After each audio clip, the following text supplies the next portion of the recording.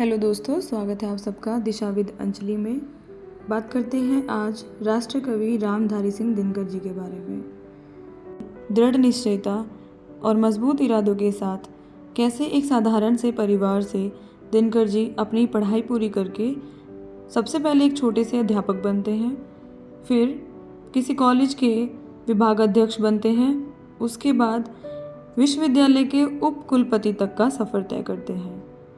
आज हम जानेंगे उनके जीवन के प्रारंभिक से लेकर अंत तक के सभी तथ्यों के बारे में। दिनकर साहब का जन्म 23 सितंबर 1908 को बिहार की सिमरिया नामक जगह पे हुआ था। पिता बाबू रवि सिंह एक छोटे से कृषक थे, किंतु अपने परिवार का पालन बखूबी कर सकते थे, पर भाग्य को जैसे कुछ और ही मंजूर था। दुर्भाग्यवश बाल्यकाल में ही पिता का साया सर से उठ जाता है और इनका लालन पालन विधवा माता मनरूप देवी के सानिध्य में होता है। किंतु पारिवारिक समस्याएं कभी भी दिनकर साहब को उनके इरादों से हटा न सकी। इन्होंने मोकामा घाट से हाई स्कूल की परीक्षा पास की।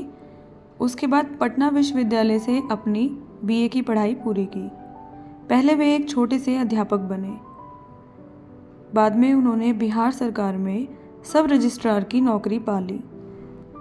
जान पड़ता है ऐसा कोई भी कार्य नहीं था जिसकी कोशिश दिनकर साहब ने की हो और उन्हें सफलता ना मिली हो। जब भी उन्होंने जिस कार्य को करना चाहा, हमेशा उन्हें सफलता ही मिली। शायद इसका कारण था कि वे बहुत दृढ़ निश्चयी और विवेकी थे। कहते हैं ना, संकल्प शक्ति अगर मजबूत है तो सफलता मिलना तय है। छोटी मोटी समस्याओं से घिरकर परेशान होकर कभी भी हमें अपने लक्ष्य से नहीं भटकना चाहिए। दिनकर जी तरक्की की राह पर बढ़ते चले गए। आज़ादी के बाद मुजफ्फरपुर कॉलेज में हिंदी के विभागाध्यक्ष के रूप में उनका चयन हुआ। यही वो समय था जब उन्होंने रेणुका और हुंकार की रचना की। ये बात है 1935 की। इसके बाद इनका 1952 में राज्यसभा के लिए चयन होता है। वो एक सांसद के रूप में 2 कार्यकाल तक रहे। देश के प्रति अपनी अच्छी सेवा देने की वजह से काफ़ी नाम कमा चुके थे और अपनी लेखनी से भी सब लोगों का दिल जीत रहे थे। 1959 में उन्हें पद्म भूषण से सम्मानित किया गया। पर क्या आप जानते हैं, राज्यसभा के लिए उनका चयन आसान न था। नेहरू साहब की उन पर काफ़ी कृपा रही, क्योंकि नेहरू जी का मानना था कि रामधारी सिंह दिनकर जी के पास एक दूरदृष्टि है जो हमें राजनीति में काम आएगी। किंतु दिनकर साहब कभी किसी की चाटुकारिता ना कर सके। उनका बिल्कुल सीधा सरल नियम था, यदि कोई व्यक्ति गलत है, चाहे वह कितने भी बड़े या ऊंचे पद पर है, उसका सम्मान नहीं किया जाना चाहिए। उसको कर्तव्य विमुखता के लिए हमेशा दोषी ठहराना हमारा अधिकार है। और यदि कोई व्यक्ति सही है, चाहे वह किसी ऊंचे पद पर नहीं है, उसका साथ देना चाहिए। फलस्वरूप जिस व्यक्ति का उनके राजनीतिक करियर में इतना योगदान रहा, दिनकर जी ने उन्हीं के खिलाफ एक भाषण में कुछ लाइनें बोली।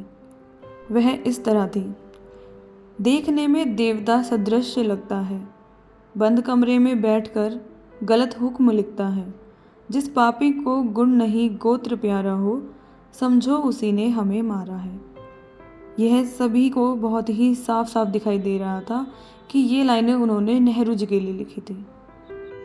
लेकिन अपनी बहुत उम्दा समझ के कारण वह कभी भी किसी राजनीतिक विवाद में नहीं घिरे।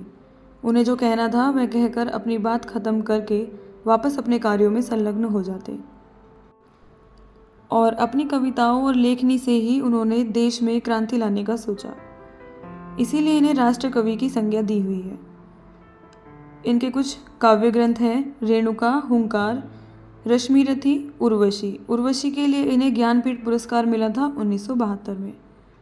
और गद्य में इनकी रचनाएं हैं: रेती के फूल, राष्ट्रीय भाषा और राष्ट्रीय एकता, हे राम, भारतीय एकता और दिनकर की डायरी। दिनकर साहब की लेखनी में विविधता थी। वह देश को जागरूक करने के लिए तो लिख ही रहे थे, साथ ही साथ आने वाली पीढ़ी को एक संदेश के रूप में उन्होंने कई कविताएं लिखी जो वीर रस से ओतप्रोत थी। राष्ट्रीयता पर उनकी कविताएं हमेशा से पढ़ी गई हैं और आगे भी पढ़ी जाएंगी और सबसे कमाल की बात है, दर्शन की उन्हें बहुत अच्छी समझ थी, जिसके लिए उन्हें भविष्य में हमेशा ही पढ़ा जाएगा। और जीवन के व्यवहारिक ज्ञान पर भी रामधारी सिंह दिनकर ने बिल्कुल सटीक लिखा है, जिसमें से एक कविता मैं आपको पढ़कर सुनाने जा रही हूँ। नित जीवन के संघर्षों से जब टूट चुका हो अंतर्मन, तब सुख के मिले समंदर का रह जाता कोई अर्थ नहीं। जब फसल सूखकर जल के बिन तिनका तिनका बन गिर जाए, फिर होने वाली वर्षा का रह जाता कोई अर्थ नहीं। संबंध कोई भी हो लेकिन यदि दुख में साथ न दे अपना, फिर सुख में उन संबंधों का रह जाता कोई अर्थ नहीं। छोटी छोटी खुशियों के क्षण निकले जाते हैं रोज़ जहाँ, फिर सुख की नित्य प्रतीक्षा का रह जाता कोई अर्थ नहीं। मन कटवाणी से आहत हो, भीतर तक छलनी हो जाए, फिर बाद कहे प्रिय वचनों का रह जाता कोई अर्थ नहीं। सुख साधन चाहे जितने हो, पर काया रोगों का घर हो, फिर उन अगणित सुविधाओं का रह जाता कोई अर्थ नहीं। मुझे पूरा विश्वास है कि इस कविता को सुनने के बाद रामधारी सिंह दिनकर जी की व्यक्तिगत समझ को आप बखूबी जान गए होंगे। वैसे ही मैं चाहती हूँ कि आप उनके दर्शन को भी एक बार ज़रूर जानने की कोशिश करें। इसके लिए भी मैं आपको एक कविता पढ़कर सुना देती हूँ, जिसका शीर्षक है मैं माध्यम हूँ मौलिक विचार नहीं। मैं माध्यम हूँ मौलिक विचार नहीं, तो मौलिक विचार कहाँ मिलते हैं। खिले हुए फूल ही नए वृंतों पर दोबारा खिलते हैं। आकाश पूरी तरह छाना जा चुका है।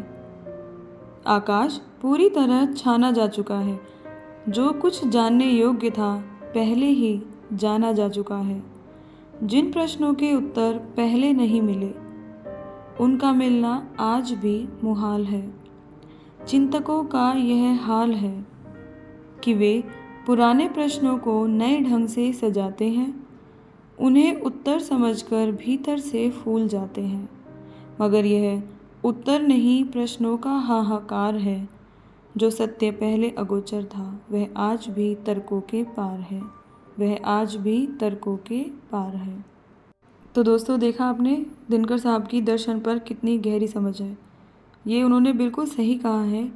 जो सत्य पहले अगोचर था वह आज भी तर्कों के पार है। आपके तर्क उस सत्य तक कभी नहीं पहुंच सकते। कई बार आपका विश्वास आपको ऐसा महसूस कराता है कि आपने उस सच को पा लिया है, लेकिन असल में वह सच सभी सीमाओं से परे है। उसे कभी भी पाया नहीं जा सकता। हाँ, हम वैसा महसूस जरूर कर सकते हैं जैसे हम उस सत्य के काफ़ी नज़दीक हैं। उन्होंने जीवन को बिल्कुल इस तरह देखा जिसमें अपनी एक समझ के साथ आप जो चाहे पा सकते हैं। आपको किसी के सामने झुकने की ज़रूरत नहीं है। आप अपने अधिकारों के साथ कभी भी समझौता ना करें, उनके लिए अथक प्रयास करें।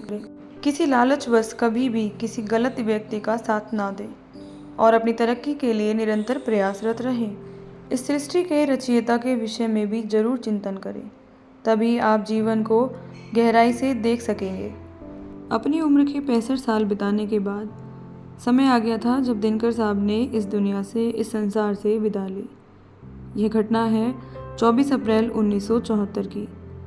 कहा जाता है उनकी मौत एकदम साधारण तरीके से हुई थी, लेकिन फिर भी मुझे लगता है कि वह कम उम्र लिखवा कर लाए थे। काश वो थोड़े और जी जाते तो हमें और भी अच्छी लेखनियाँ भविष्य के लिए मिल जाती। खैर, ईश्वर के फैसले को कौन टाल सकता है। दोस्तों, आप सब कमेंट में ज़रूर बताएं आपको दिनकर जी की जीवनी कैसी लगी, उनकी कविताएं आपको कितना प्रभावित करती हैं। मुझे आशा है कि अब आप उनकी कविताओं को और ज़्यादा पढ़ेंगे और उनसे कुछ ना कुछ सीख अवश्य लेंगे। इसी तरह और भी लोगों की जीवनी जानने के लिए हमारे चैनल को सब्सक्राइब करें और बेल आइकन को प्रेस करें। जुड़े रहिए हमारे साथ। मिलते हैं नेक्स्ट वीडियो में। तब तक अपना ध्यान रखें, खुश रहें। आप सभी को मेरा प्रेम पूर्वक नमस्कार।